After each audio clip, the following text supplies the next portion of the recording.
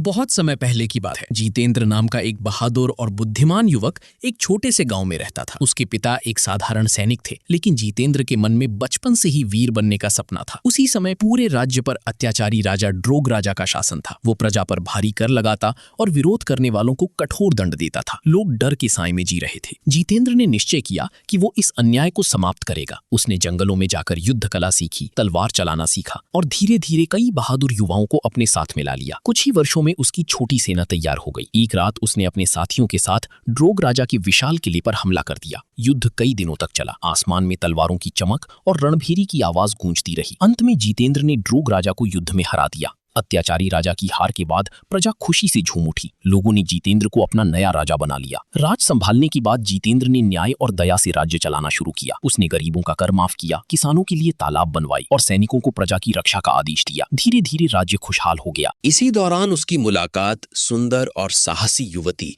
राजकुमारी माया से हुई। माया केवल सुंदर ही नहीं बल्कि बुद्धिमान और वीर भी थी। दोनों एक दूसरे से प्रेम करने लगे और पूरे राज्य की उपस्थिति में उनका विवाह बड़े धूमधाम से हुआ।